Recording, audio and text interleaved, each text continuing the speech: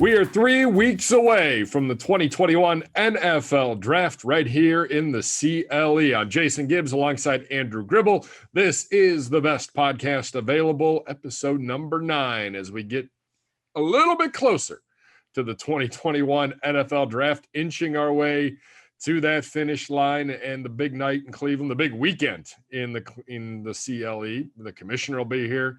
Some of the draft picks will be here. Promises to be an awesome weekend down on the lakefront. Let's just hope Mother Nature cooperates, and we're in a good place 3 weeks from now. If we can get the weather Gribble this week, 3 weeks from now, life will be really good. I think for multiple reasons, I would have been cool with the draft just being this week. You know, nice weather. You get it over with before the end of April. We can officially move on to the offseason workout program and get these guys here, but the wait will continue for, 3 weeks. So I think we can survive. I think we can as well. Coming up on the program today, Bruce Feldman from Fox Sports, The Athletic, New York Times best-selling author, and a guy who's really plugged into the college football landscape joins us. And you want to learn some things, today is the day. Bruce Feldman, almost 30 minutes with Bruce, talking about defensive ends, corners, linebackers, wide receivers, you name it in this draft. Bruce has done a lot of research and taken a lot of time. And Gribbs, I know you go back with him a little bit to your days when you were covering the SEC. And the guy knows a ton. And he put out a mock draft, but more so than the mock draft, it's about the NFL and college people that he talked to and their thoughts on each one of those picks that he ended up making.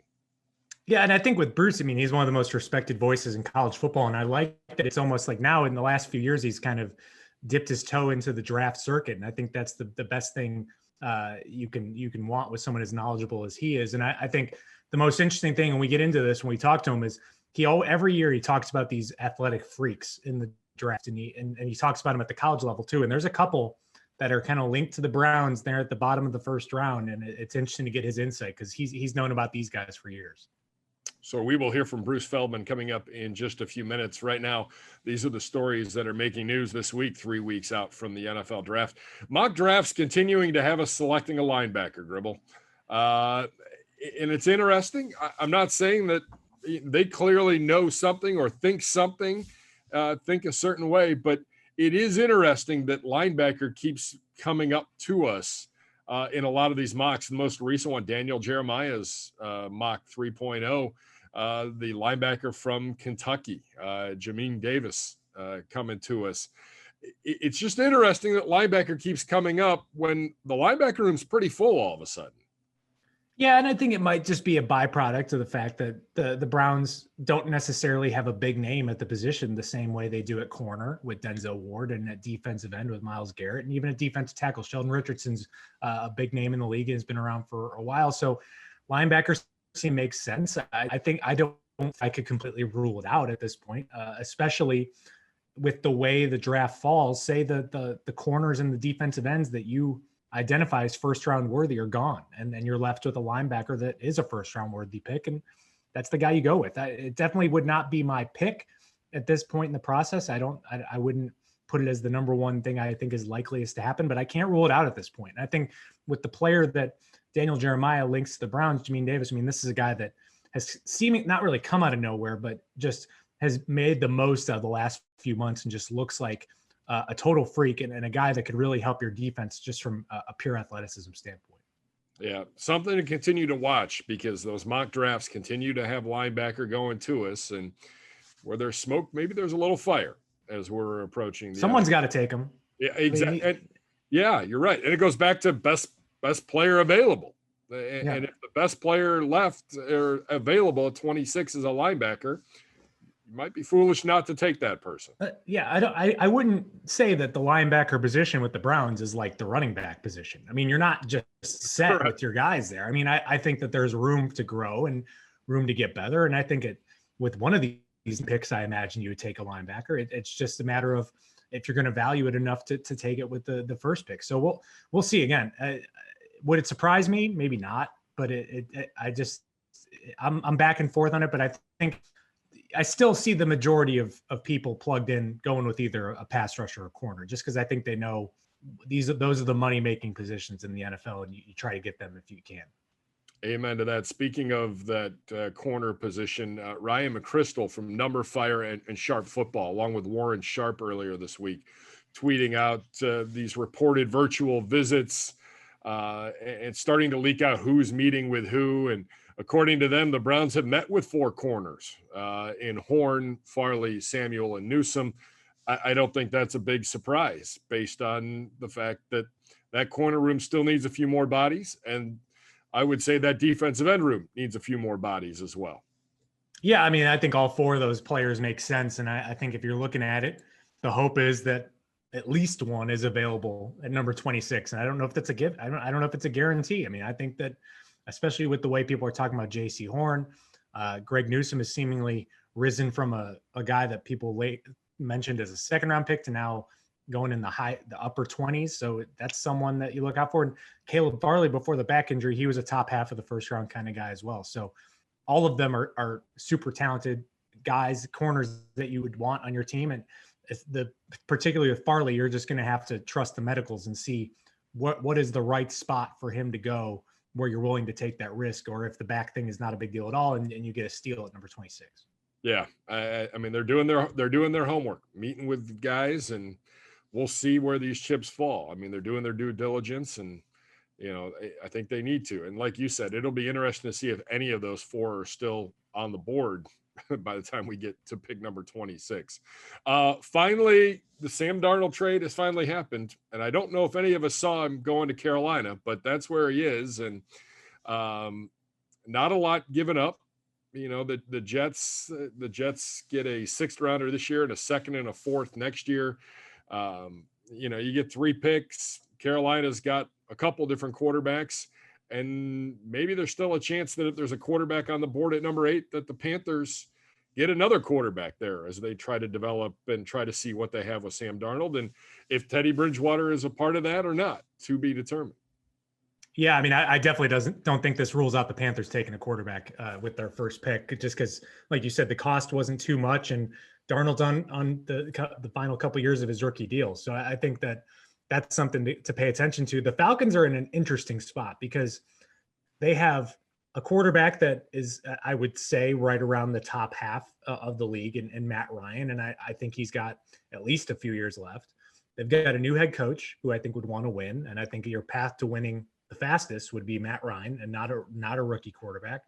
But then you have a new GM who's got to look to build for the future. So I do wonder if the compromise between drafting a QB at 4, like the Falcons could be, or drafting like the top player to give Matt Ryan, the compromise might be trading down and getting another good player later in the first round and stockpiling your assets. Because I do think that spot in the draft could be incredibly valuable.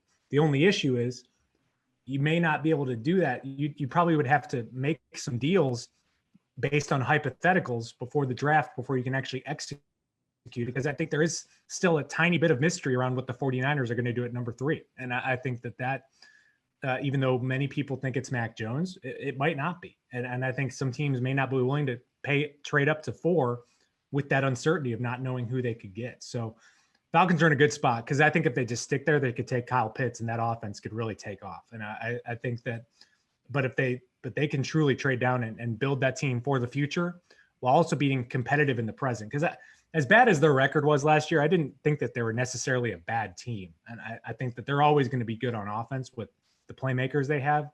So now it seems like, even though no one knows what the 49ers are going to do officially, it almost seems like the draft now starts at number 4, and we'll see what ends up happening at its spot. Yeah, I know Adam Schefter was reporting earlier in the week, the Falcons are entertaining calls, and you got to wait for the right offer, and that right offer might not come till the Falcons are actually on the clock 3 weeks from now. So yeah, I think we're going to be waiting a little bit. Yeah, and I think it like you said, I'm not sold that the 49ers and everybody thinks that they're taking that Alabama quarterback.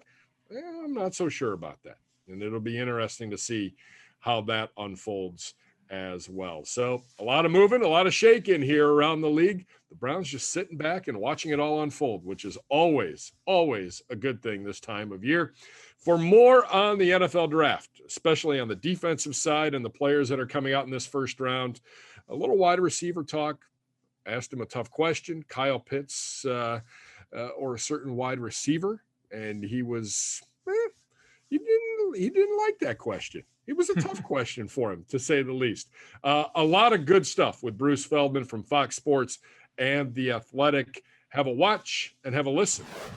And here on the best podcast available, happy to be joined by one of the best in the business when it comes to covering college football, and dialed in, Fox Sports, New York Times bestselling author, writer for The Athletic. Make sure you go to theathletic.com today and get a subscription so you can read all of his fine work and hear him on the podcast side of things, especially I know Ryan Russillo's podcast most recently talking about your mock draft. The great Bruce Feldman joins us. And Bruce, appreciate a few minutes of your time, and a few weeks away from the NFL draft, but real quick, wanted to circle back to your experience this past college football season and what it was like covering this in the middle of a pandemic with teams playing, not playing, games being canceled 24 hours out, maybe the morning of, and all the challenges that you went through here in this past year.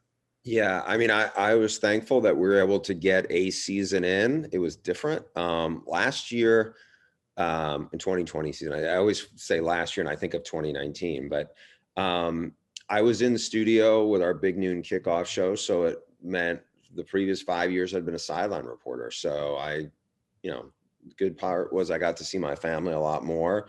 It was different. I think in those shows, especially on the Big Noon show where I would have a 4 a.m. wake up call and we'd be on by 7. There was a lot of stuff that, like you said, day of cancellations or just kind of the Big Ten when and if they were coming back, the Pac-12 when and if they were coming back. And then once you got into it, I remember there was one particular Saturday morning where I don't even remember exactly now what I was supposed to talk about in our A block, but it became the Clemson FSU, who, should they have backed out of the game, all this drama that came from it, a lot of finger pointing. And it wasn't like the most, I think in a lot of ways, some of this brought out some of the worst in people in regards to some of the finger pointing and some of the innuendo stuff. On the other side of it, and this was a good lesson for me early on, the first week of the actual season, there was a couple of Sun Belt teams that beat Big 12 teams. And I remember talking to one of the ADs in the Sun Belt, maybe the next day, and he made the point where this is so different and so much stress on everybody involved in the process because you celebrate a big win. Normally, you go out and you party with your buddies and kind of can let your hair down. Can't do that in a pandemic, really, or else you create all sorts of problems.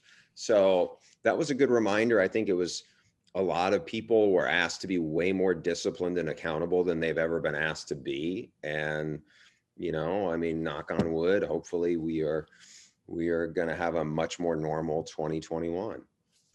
Bruce, whenever we talked to Browns GM Andrew Berry and other scouts, they talked about how obviously it was a little weird to go virtual, but they treated this past season as business as usual, and they were able to evaluate guys, and they're confident going into this draft that they've got a full read on this. What have you heard from just scouts, and from what you saw this past college season, how close to normal was this whole process in terms of talent evaluation and getting a good feel on who the best players really are in this draft? Yeah, I think it's going to be a lot more a little blind, to be honest, because just you can't be there as much. The contact was different. Obviously, the medical piece of the combine, which we all know is not something that they show on TV, but that's a critical element of it. I think there's a part of it where you have a bunch of players who are likely to be first-round picks who opted out.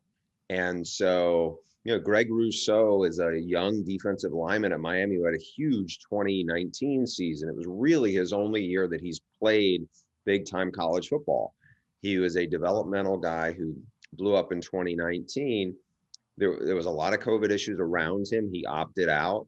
I talked to a bunch of people in the Miami program who loved the kid, but like, where is he in his development just because he's played one season less of football? And I think there's just a lot of uncertainty. You may have some guys who end up in the 5th or 6th round. You're like, whoa, that guy's a first round talent. Why was he, what happened? Well, COVID kind of happened, right? And so I just think there's so much uncertainty that's going to go into it because people had to be pretty hands off. I mean, it's not, I don't think, the scouts and the personnel people are, very diligent, and they're going to do everything they can to try to close gaps in that. But even Zach Wilson, who's really blew up and was a breakout star in 2020, the BYU quarterback, there's other people who are going to go, you know what, in 2019, when they actually played a more competitive schedule, he was banged up. He wasn't healthy. He wasn't the guy that we saw in 2020. In 2020, unfortunately, through no fault of BYU's, their schedule got really watered down because they couldn't get a lot of couldn't get any Power 5 opponents. So, I think, there's a lot more uncertainty in a process that already has a lot of uncertainty built into it. And with the opt-out guys, is it almost like there's a couple guys that were immune to falling stock-wise, like a Jamar Chase and Penny Sewell, but for the other guys, is there value maybe for some of these guys potentially falling because of that decision?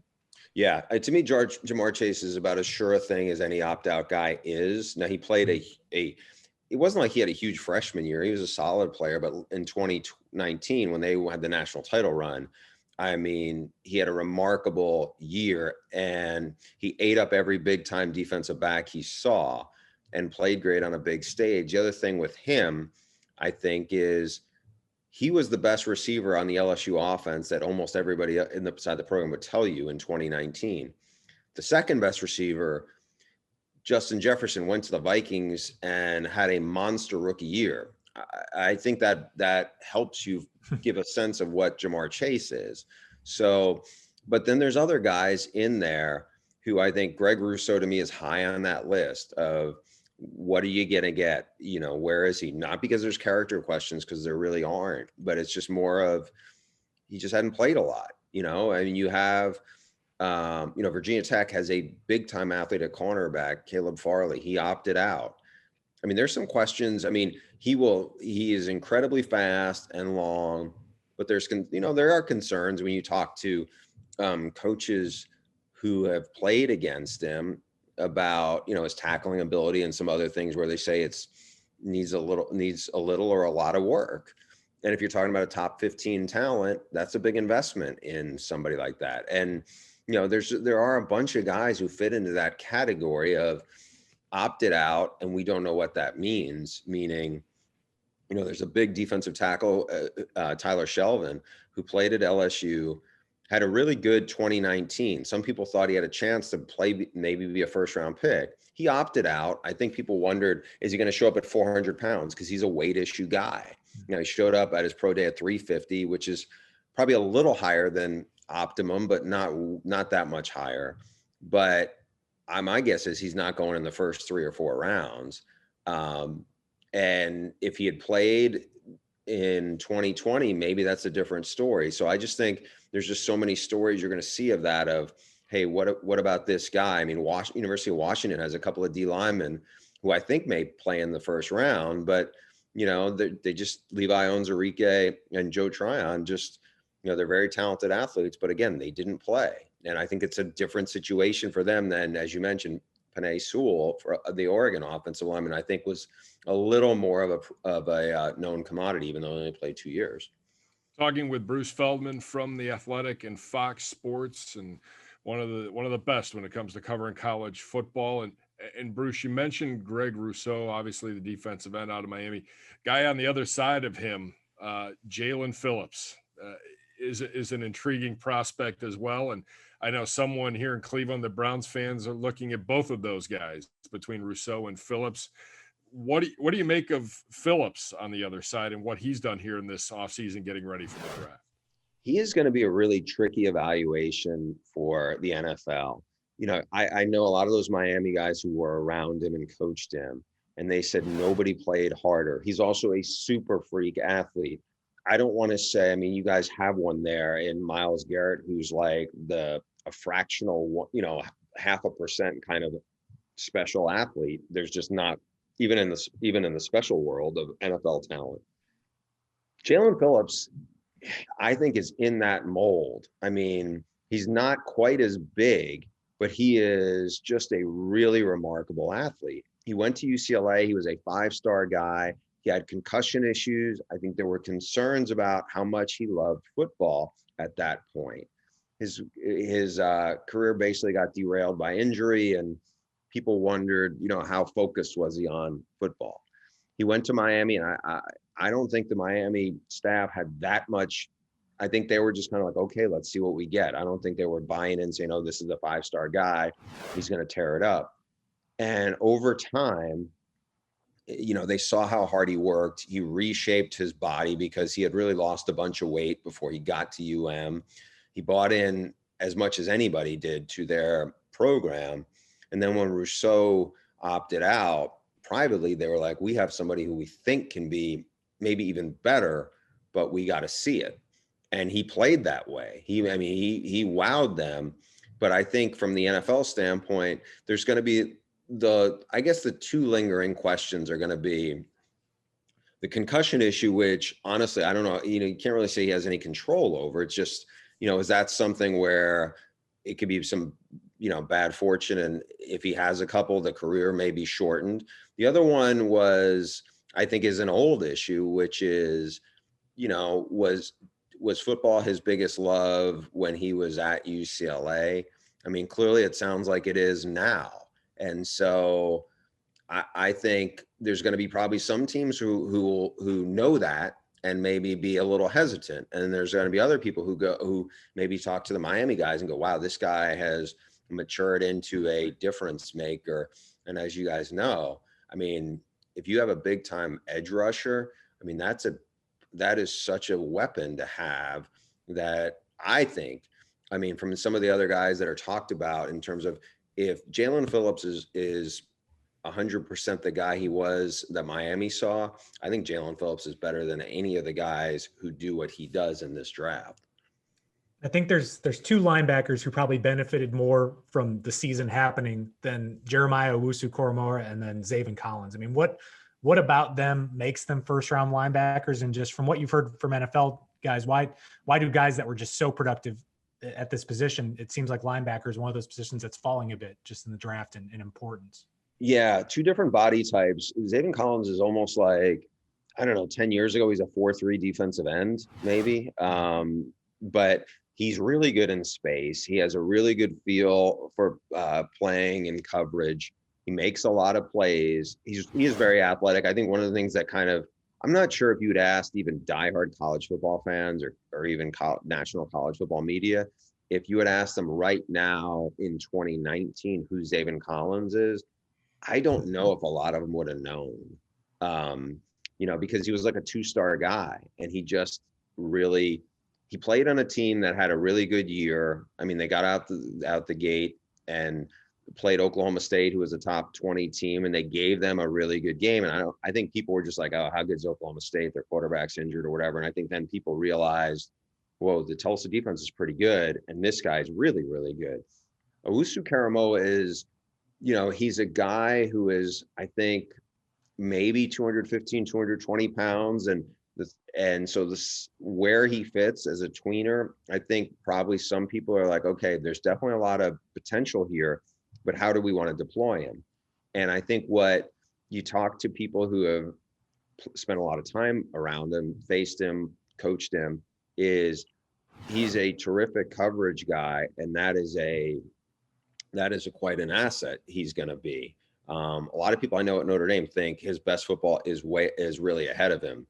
He's from that area. There was a story one of the guys told me. They said they've had a game this year where I guess like Allen Iverson showed up to see him because he's from that part of Virginia, and just like he said, he's just a really interesting, gifted kid who, quite honestly, for like a lot of time, probably around the early 2000s, Notre Dame didn't have that kind of like guy on the defense who was like super athletic and was just like quite honestly, that he was the guy that, Andrew, when you were in the, doing SEC stuff, that was what the SEC had a lot of. Right. And it's not what Notre Dame has. Now they had Jalen Smith, like whatever, 8-10 years ago, but he was a difference maker for what was a very good defense. I mean, they had two guys, one's in the draft in Jeremiah. The other one isn't and will be in a year, I guess, and Kyle Hamilton, who's this long, super athletic safety.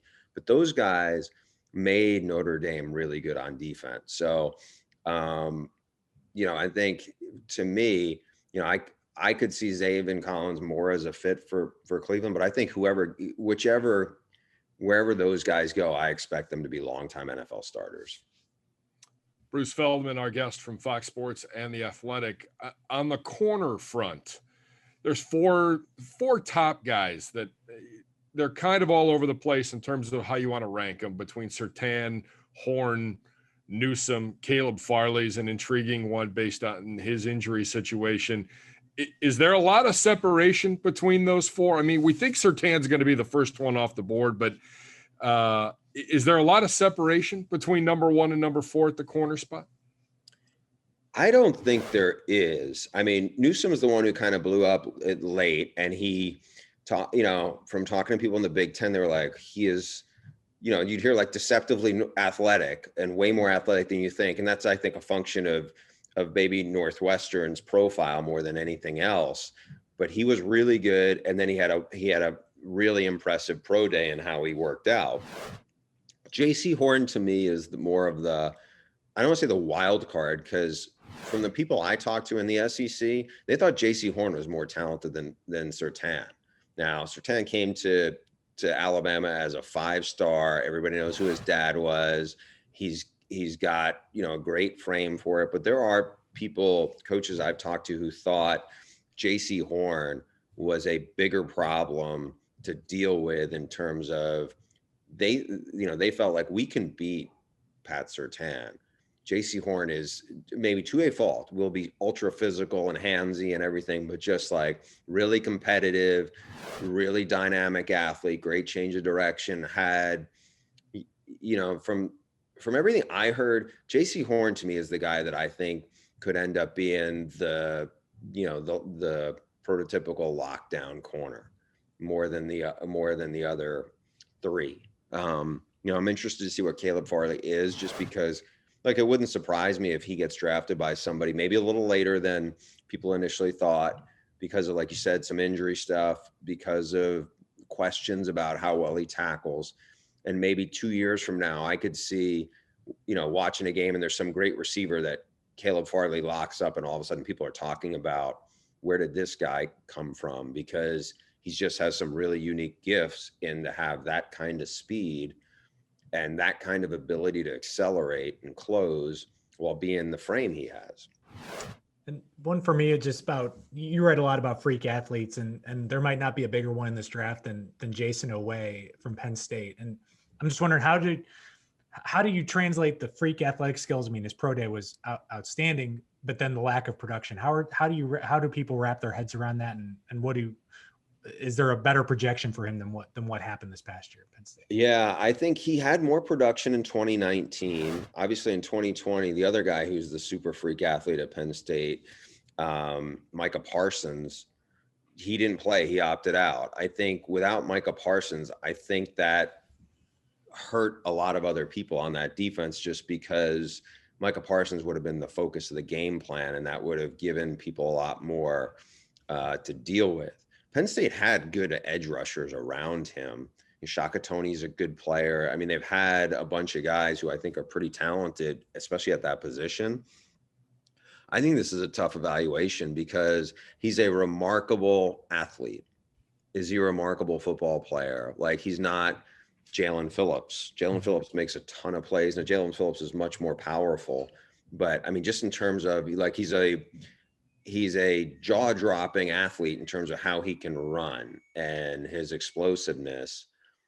But when I think of, there's Kwity Paye is another one. He's a different body type. He's 6'2", 265, 270 with an insane ability to change direction. And, he had more of a productive career at Michigan. But there are some guys like that where you wonder, is their best football just ahead of them, or are they going to be kind of underachievers because their production doesn't match up with their workouts? And so I don't know, like the best case scenario to me for Jayson Oweh is Ziggy Ansah went to BYU and was bounced around position wise, how they used him, had some but marginal success, but obviously was an amazing athlete. And then he got drafted into the NFL and had a very productive career as an edge rusher. And Jayson Oweh is even faster. I just don't know. You know, if you told me somebody was drafting him in the top 25, I'd be like, okay, this is going to be interesting. You know, just like just the lack of production would scare me, you know, a little about him. I mean, like in terms of, I had another guy on my freaks list who was high up, Boye Mafe at Minnesota, who was an edge rusher, was an extremely explosive athlete, and they thought 2020 was going to have a breakout year, and he really didn't. And again, this is, you know, it was a pandemic year, and there was a lot of stuff that went on, but there are some guys like that who are just, you know, remarkable workout athletes who maybe don't have the feel for for rushing the quarterback. And I'm not saying I wouldn't draft Jayson Oweh, but just in terms of, if you looked at his numbers, you'd be like, okay, this guy's a top 10 pick. If you watch him, you're like, okay, maybe he's a second or third round guy. And then I guess last one for me, a guy that it might be a similarly tough evaluation, but Christian Barmore is probably the top ranked defensive tackle, it seems like, but it's another one of those guys at Alabama that had to wait a lot to play. And it seems like the light came on at the end. Is that another tough evaluation you think for teams, or is he just have to wait too long to play?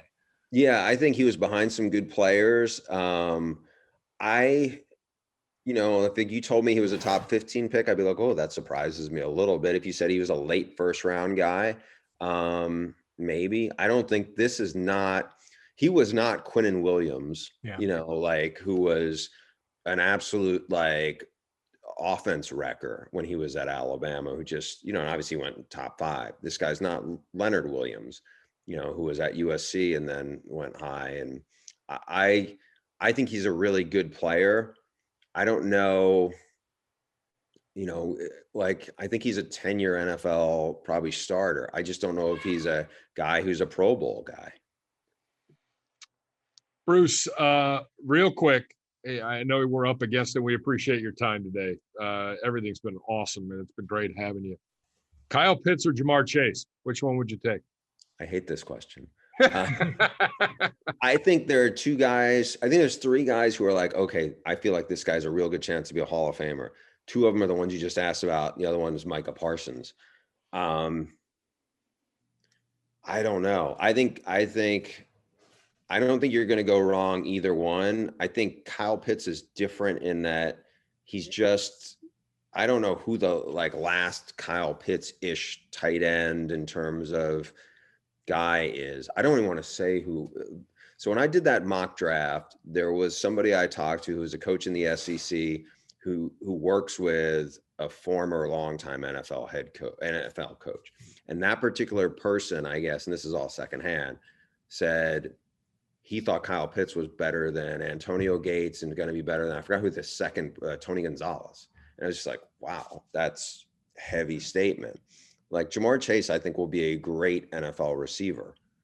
I mean, people talk about Kyle Pitts like he could be as good a tight end as ever played the game, you know? So as much as I was around Jamar Chase a lot more because I spent a lot of 2019 around that LSU national title team. So I saw how he practiced. I saw what he was like against Derek Stingley, who isn't in the draft, but would be probably the highest rated cornerback if he was eligible to be in this draft. And I saw Jamar Chase beat him pretty often in one-on-ones at LSU practice.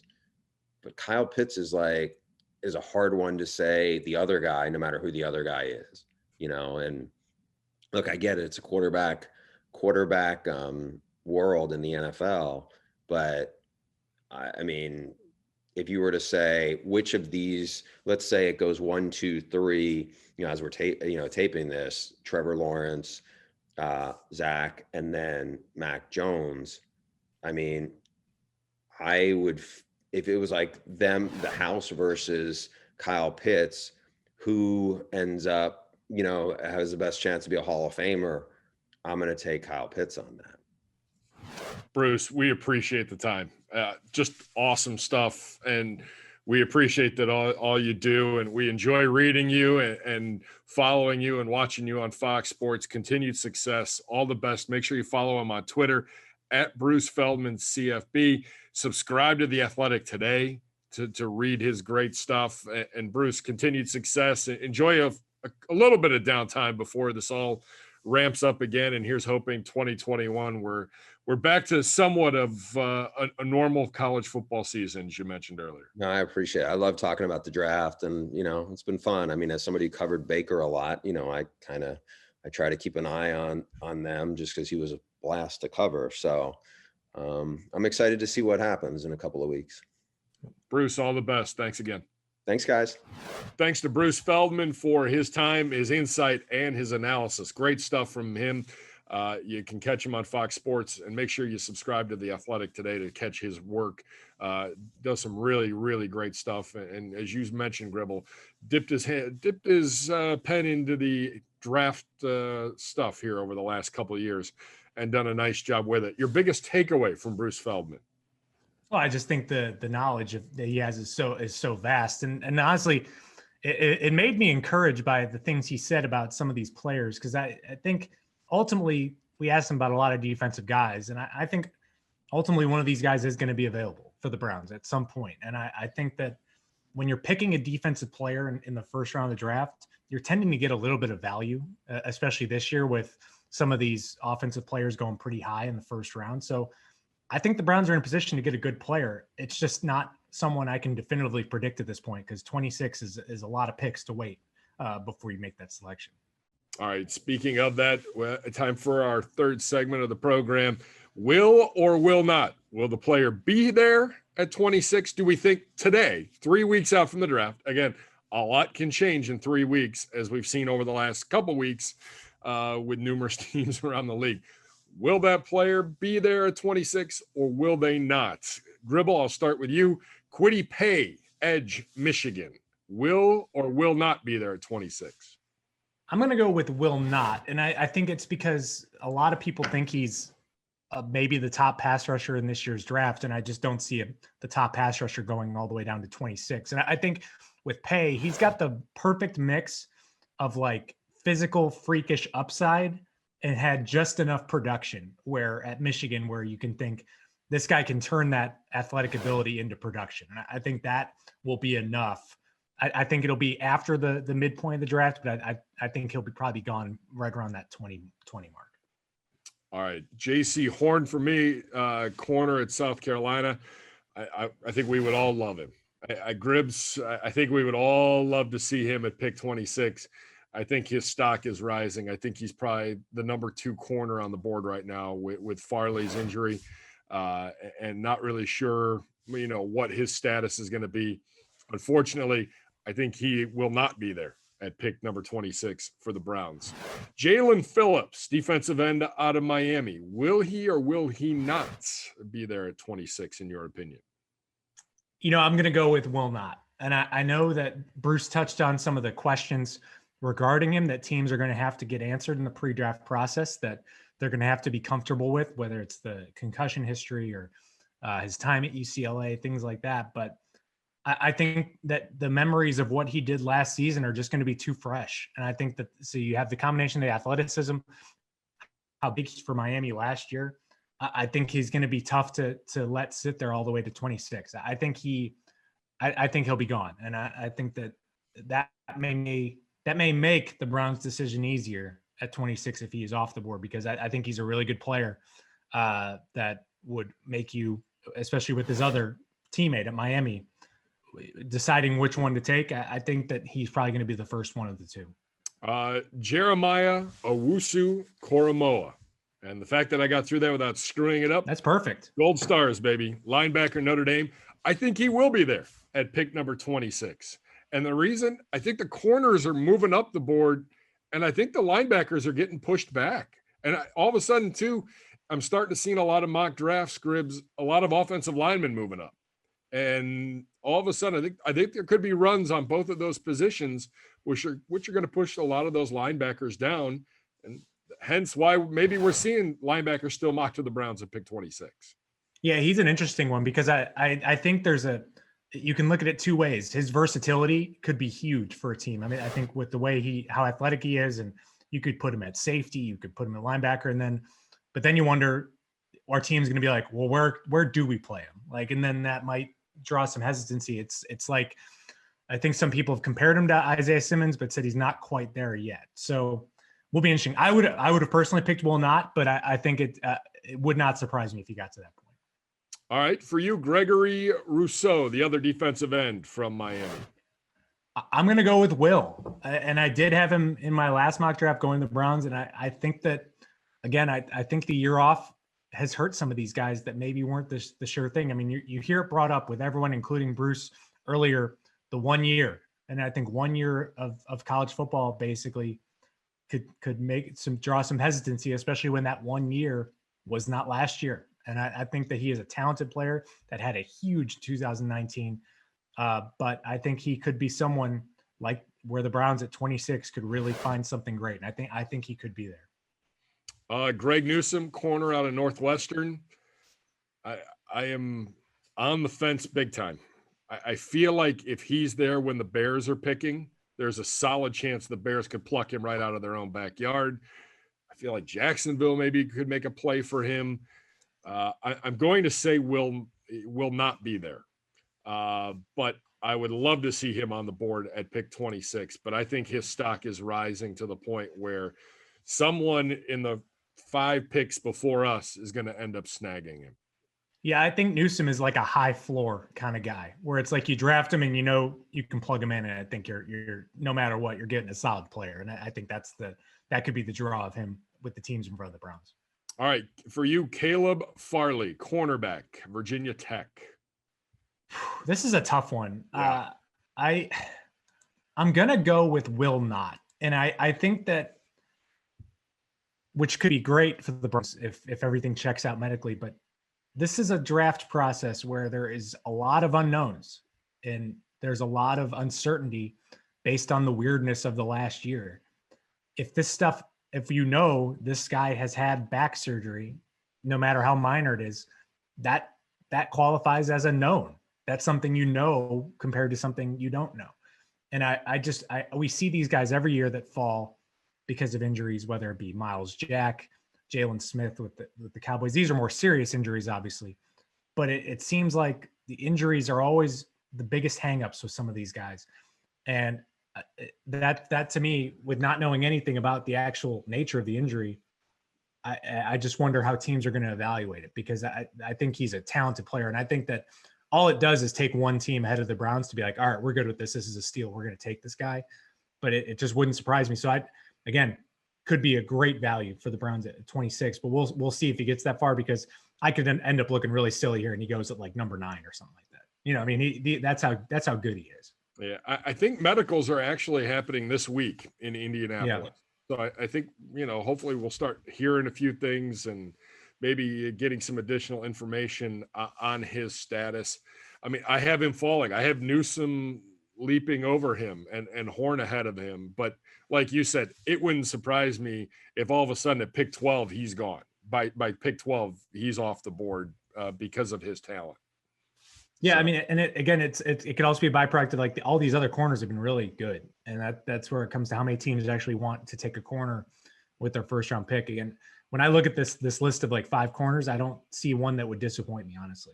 So I think that it'll be interesting what order they actually go in here. All right, I'm going to flip-flop things because I want you to, because you've talked about him before in some of our earlier mock drafts and some of our podcasts, and that's Jayson Oweh, the edge out of Penn State. Will he or will he not be there at pick number 26? I mean, if there was a combine, this guy would have been the combine all-star, which tends to help some people. But then you look at a guy like DK Metcalf, who was the combine all-star, and he fell because of some questions about his productivity. And I think Oweh will be there. And I just think that for me, it's going to come down to, can a team in the top 25 take a pass rusher that didn't have any sacks last year? And I think that's what you'd have to wrap your head around, because I just do think this guy's a total athletic freak. I mean, it reminds me of, who's the guy with the Bears, like Leonard Floyd, like that kind of pass rusher, like the super athletic guy who turned out to be a really good player for the Bears these last few years. And it's one of those where it's more about trusting your coaching ability to like harness what you can do with that athleticism, because it's truly God-given. But I think that he's someone that is going to cause a lot of back and forth in rooms, because you just watch what he can do and you're like, this is incredible. But then you have the other people asking, why didn't he get to the quarterback more? So I do think he will. And it's just, he'll be an interesting case study on what teams value and where that falls. Yeah. I think there's a couple guys like that. And the final one, Asante Samuel Jr., the corner out of Florida State. I think he's the one corner that I can say with confidence that I believe he will be there at 26. I'm not sure about any of the other ones. I think he will be there. I feel confident in saying he will be there. The question is, where is he in regards to everybody else in that corner class? And can he be a guy that can be a day one impact type of player at pick 26 for the Browns?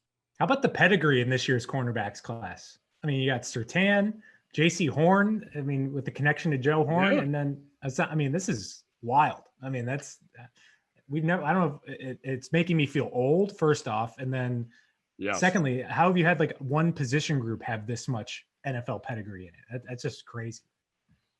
Yeah, it'll be interesting to see. I think he's there. I think he's an option for the Browns at pick number 26. We want to thank Bruce Feldman for his time, all of his time and his insight. Fantastic interview. Jeff McDaniel for all of his hard work behind the scenes. Make sure you log on to clevelandbrowns.com or wherever you get your podcasts. Like and subscribe today to the best podcast available. You can also check us out on YouTube, youtube.com/Browns. We are back with you next week, 2 weeks at that point till the NFL draft. Looking forward to it and seeing how things unfold. Will there be another big trade in the NFL in the next 7 days? Something to watch indeed. For Andrew Gribble, I'm Jayson Gibbs. Till next week, thanks for watching. Thanks for listening to the best podcast available.